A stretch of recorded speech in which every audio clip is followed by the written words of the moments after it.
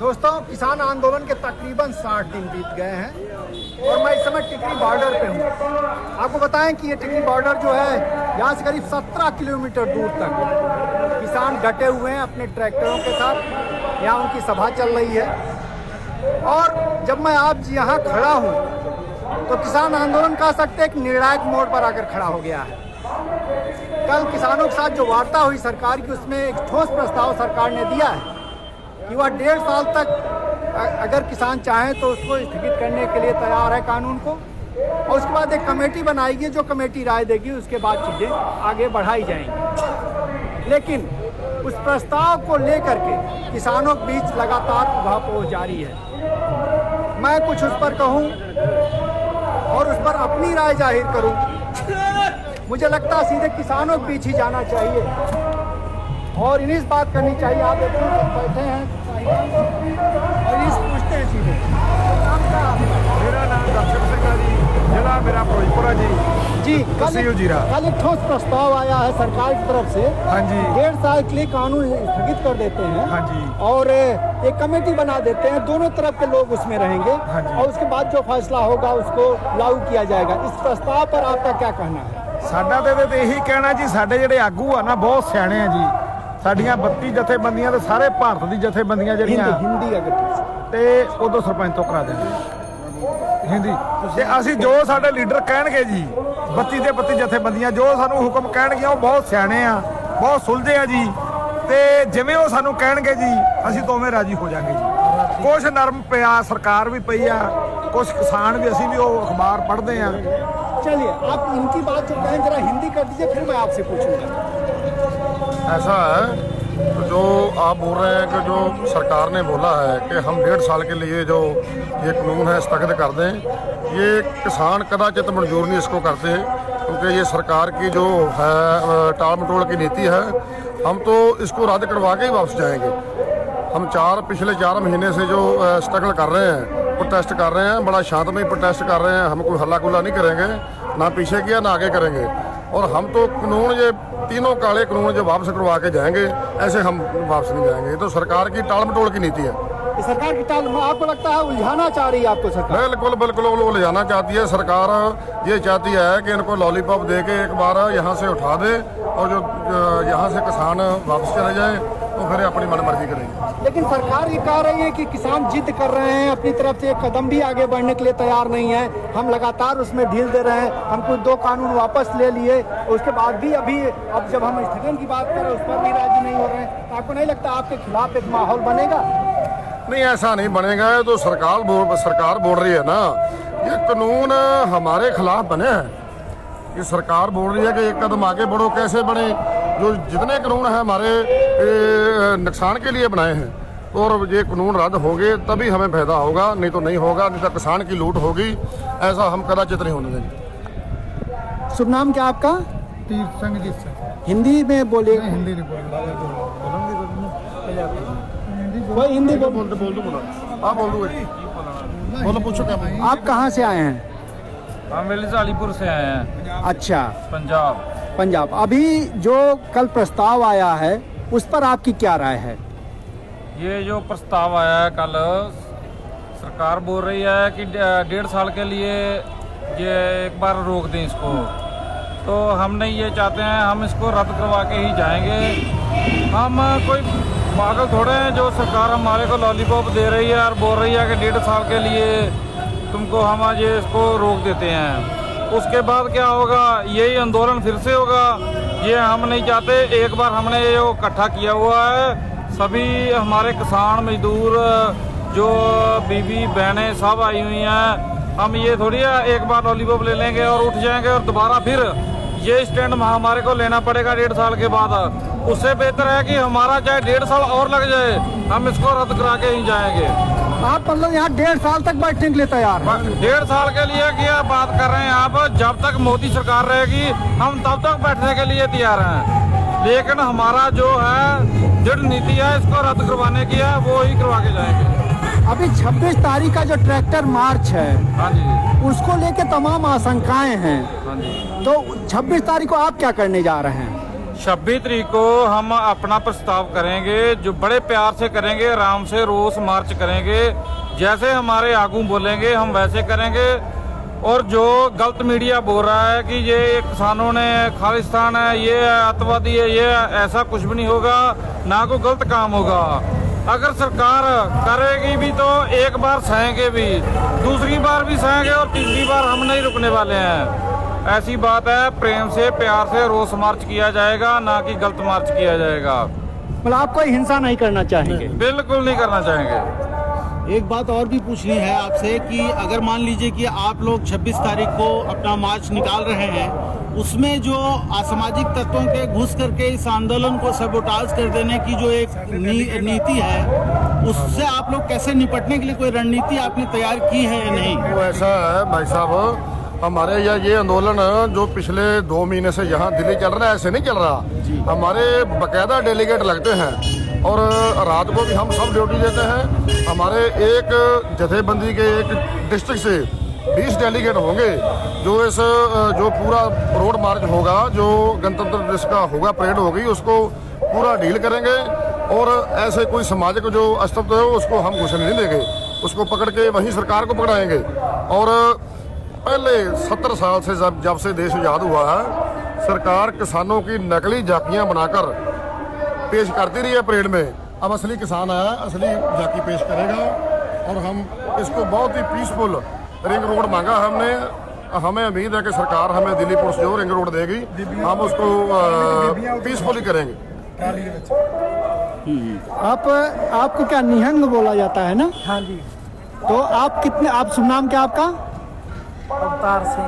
अवतार सिंह। पंजाब में किस जिले से हैं आप? जीरा से। अच्छा, अभी जब आप यहाँ आए हैं तो जैसे जो हम लोग सुनते रहे हैं, क्योंकि बहुत चीज़ें जानते नहीं हैं, तो आप अगर कोई चीज़ है क्या भूमिका आप निभाएंगे? कोई किसानों से अलग भी भूमिका आपकी यहाँ है? किसानों के नाल आए तुसी को होर हाँ, किसानों के नाल, किसान का बेटा हूँ। हाँ जी, किसानों के समर्थन में आप आए हैं? बिल्कुल बिल्कुल। आप किसान कितने दिन हो गए आपको? अच्छा, हिंदी आप बोले थे? हिंदी। तो आप देख सकते हैं यहाँ जो है सारे लोग बैठे हुए हैं। हाँ, बुजुर्ग हैं। कितनी उम्र होगी आपकी? 62 साल। कितनी? 62 साल। 62? 62। बस 62 साल के हैं। देखिए आपकी उम्र कितनी होगी? 65 साल। 65 साल। 90 कौन है? तो आप देखिए इधर 90 साल के बुजुर्ग हैं। आप समझ सकते हैं, पूरा एक इतिहास इन्होंने देखा अपने सामने। आज़ादी की लड़ाई और भारत को स्वतंत्र होते हुए आपने देखा है। पाकिस्तान बने 15 साल दी सी। पाकिस्तान बने जो 15 साल के थे। ओ, जब बंटवारा हुआ, पाकिस्तान बना, तो आप 15 साल के थे। आपकी नज़रों के सामने सब कुछ हुआ। ओहो, तो आप समझ सकते हैं कि आज़ादी की लड़ाई के दर से को कत्लेआम आपने देखा जो बंटवारे में हुआ।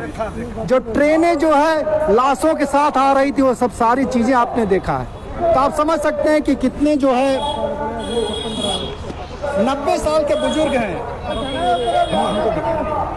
देखिए 90 साल के बुजुर्ग हैं। पाकिस्तान और भारत का जब बंटवारा हुआ, इनकी उम्र 15 साल थी और इन्होंने उस लड़ाई को देखा है जो पूरे इतिहास, भारत के इतिहास की नींव बनी है और उसी पर भारत खड़ा हुआ है। आज एक ऐसी लड़ाई में शरीक हो रहे हैं जिसमें फिर भारत बनाना है। जब किसानों पर हमला हुआ है, इनके वजूद पर हमला हुआ है, तो लिहाजा आप समझ सकते हैं कितनी गहरी है लड़ाई, कितना हौसला लिए हुए हैं, इसके साथ क्या जज्बे जुड़े हुए हैं। साबका सैनिक है, बेटा बॉर्डर पे, ये साबका सैनिक है। इनका बेटा जो अब भी है वो बॉर्डर पे है ऑन ड्यूटी। और जो ये साबका सैनिक यहाँ पर है। आपके बेटे? हाँ, वो बॉर्डर पे है। आपका शुभ नाम क्या है? कर्मजीत सिंह जी। किस जिले से हैं आप? फिरोजपुर। आपका बेटा कहाँ तैनात है, किस बॉर्डर पे? इस टाइम वो फिरोजपुर बॉर्डर के ऊपर है। कहाँ? फिरोजपुर बॉर्डर के ऊपर। फिरोजपुर बॉर्डर पे। हाँ, अच्छा, वहाँ क्या है? वो सिपाही हैं? हवलदार। हवलदार हैं। हाँ जी। कितने साल से नौकरी कर रहे हैं वहाँ? इसकी 14 साल नौकरी है। तो उनसे बात होती है आपकी? डेली होती है। वो क्या बोलते हैं किसान आंदोलन के बारे में? बोलते हैं कि आपने जय जवान जय किसान करके रखना है, जितनी देर ये नहीं मानता उतनी देर हिलना नहीं है। वो कह रहे हैं वहाँ डटे रहिए। उतनी देर डटे रहो हम जी, मोर्चा नहीं छोड़ना।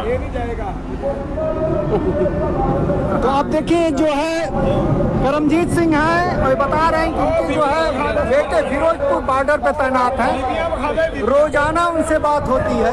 वो कह रहे हैं कि आप डटे रहिएगा पिताजी, क्योंकि वो हमारी जमीन का सवाल है, हम उसको नहीं छोड़ सकते हैं। तो आप समझ सकते हैं क्या जज्बा है, क्या ताकत है। और इस सरकार को भी सोचना चाहिए, जो सरकार जवानों के नाम पर आई है, शहीदों के नाम पर आई है।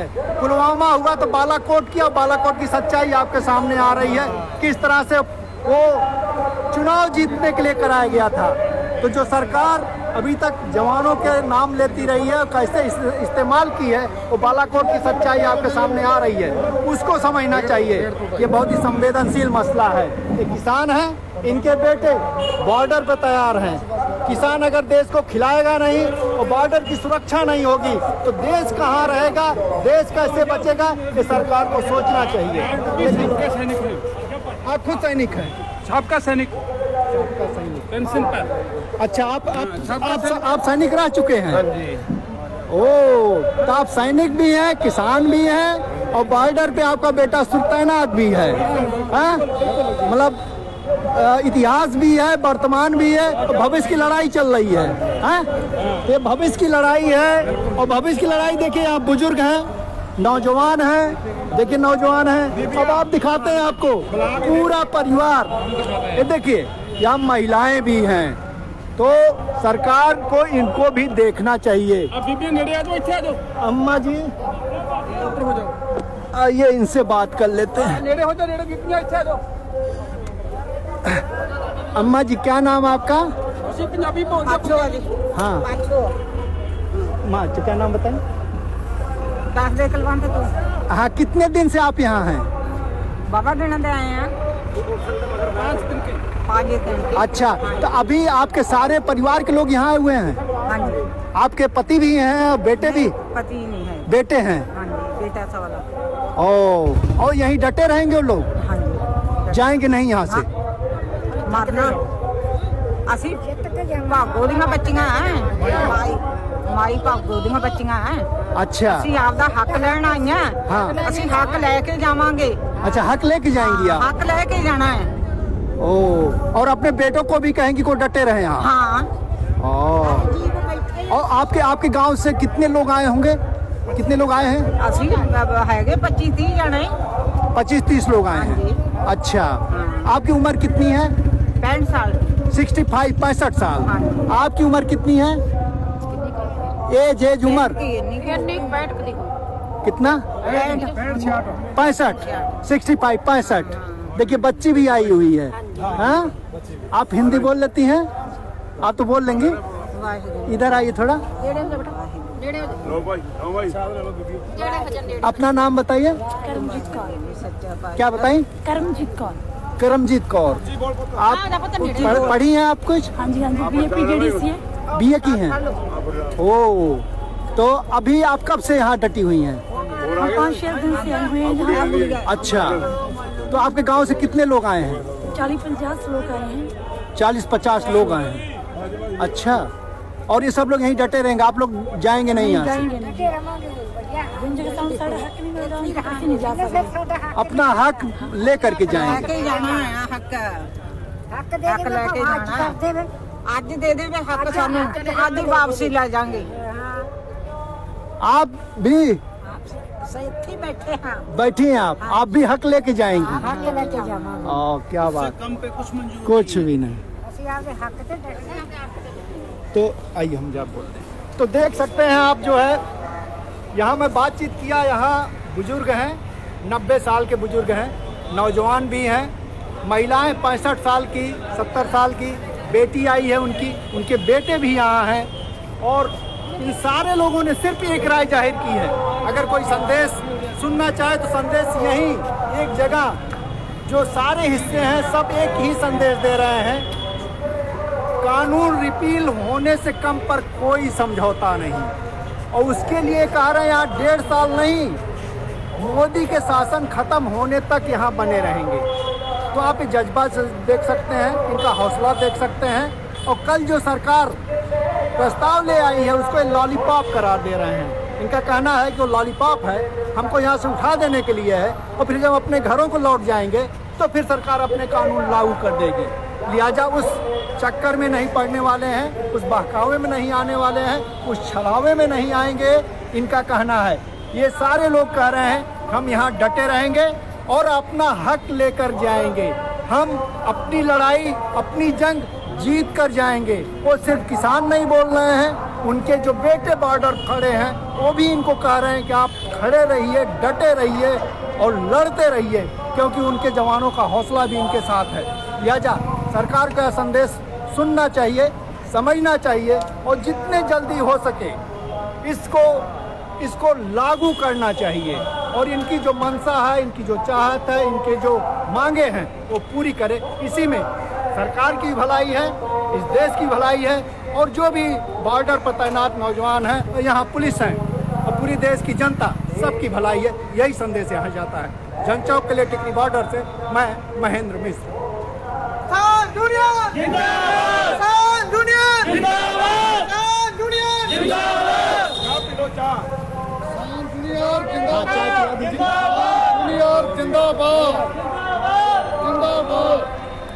बैठ जाना, चाय